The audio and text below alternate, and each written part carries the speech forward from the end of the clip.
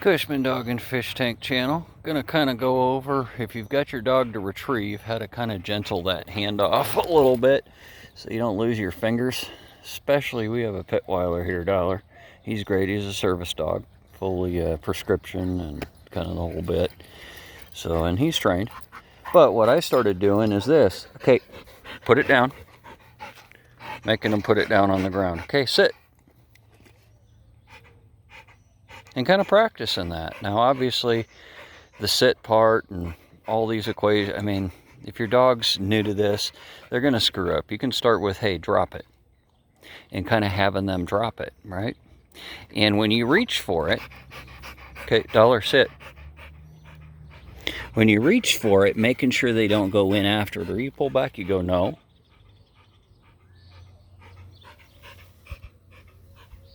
And you pick it up nicely.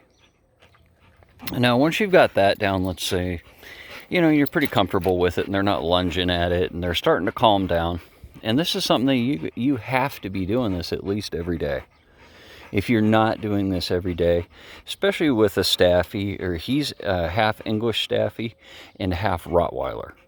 And with him, he's working breed. So especially if you have a working breed like this, you have to be, I mean, it stimulates their mind. It's great. And if you have basic obedience down, sit, stay, you know, they'll come when they're called. Now you can fine tune it a little bit. So, sit, Dollar, sit. Good boy. Wait, sit. Go get it. There you go. And you can make them wait longer as you advance. You can kind of play around with it. It's the beauty of training your dog. Now, once you've got the basic kind of put it down, you can hold your hand out and get him to give it to you nice, just like that. And I didn't lose any fingers. Now I'm a little bit slimy, you know. I mean, that is the knock on this. If you found a way to not have slime on your hand playing ball with it, you just let me know. I'm all in. 47 years old, I've never figured that out. And up, set. Go get it, Dollar. Good boy. Good boy. And I'm always praising them when they're doing it, and they're doing it right. Dollar, come. And if they get distracted at all with him, he's a little more advanced. I'm like, come on. You know, just like that. Boom, $1. Come on. Boom. There you go. Sit. Sit. Good boy. One thing to kind of keep oh, good boy. Come here. Good boy. Sit. Sit down. Kind of got to let them wind down a little bit too, I'm finding, especially with these breeds. I've worked with hunting hounds. I grew up with hunting dogs and kind of learned how to, you know, trail them and different breeds and track train them. And working with the Staffies and a lot of these working breeds, you really have to kind of let them come down after a play session like that. Again, these are all my experiences and my opinions. I mean, 40 years of having dogs and growing up in a farm type of environment with working dogs. Good boy. Okay, and then I tell them one last one. And I'm one of those dog people that firmly believes that he understands what I'm telling him. And they're far more intelligent, I think, than people think as far as understanding. And I know that you have like a world record dog that can understand over 100 words. You know, I've seen that video. So, good boy. I'm sure he understands. Okay, last one. You ready? There we go. All right. Go get it, Dollar. I always try to end on a good note with them, right? Even if it means a couple shorter throws, you know, not to tire them out. And we're in Arizona, and it's early in the morning. But it's still right now, it's, you know, closing in on 80 degrees, so he's working.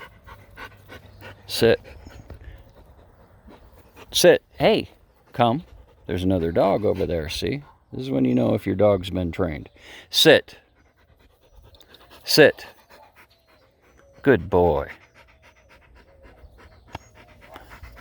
Just kind of do that to make a point. If I hadn't spent hundreds and hundreds and hundreds of hours with this dog training him. It's a half Staffy, half Rottweiler. If he's untrained, he's gone for that dog. And oh, by the way, he's not fixed. So an unfixed male Pittweiler, he would have been gone without training. And sadly enough, we see that happen. So kind of this retrieving and teaching them the handoff. At any point in time, I should be able to tell my dog to drop something. See? He knew it was coming. Good boy. You know what Dad wants. All right, come here and watch. Give it to me. Whoa. Come here. Give it to me. Dad dropped it. There. He should be able to give it to me. Just go pick something up, and that's kind of the evolution of this. And from this, you can kind of extrapolate and move on to teaching them to go get things for you. And that's kind of how that's done, right? So the next step for Dollar, honestly, is I'm really, as a pet project, going to try to teach him to go get his leash for me. I know some dogs out there do that, and I've seen it. But I'm actually going to teach my dog, who's never done it on his own, I'm going to attempt that. We'll see. It shouldn't be that difficult. All right, one last good one. You've been such a good boy. There you go, bud. And just a little one, because he's pretty much done. And you can heat stroke these staffies and pitties and bigger dogs like this, especially in desert climates like Arizona. Dogs die every year of heat stroke. And it's really, really sad. And some of it is from owners taking them and running them, or, you know, exercising them during the day. So you really have to watch with him. Now, he could probably, there are people out there, that dog could go for 100 years. I'm sure he could. But there are always cases in the heat. They do not do very well in the heat. I know Dollar, he really doesn't like the heat. Here in Arizona and Phoenix, it gets to 118, 119 degrees in the summer, and even at nighttime it's over 100. And his feet, we have to get little boots for him this year, and his feet burn on the sidewalk. You can get, veterinary care, animal hospital level burns on their feet.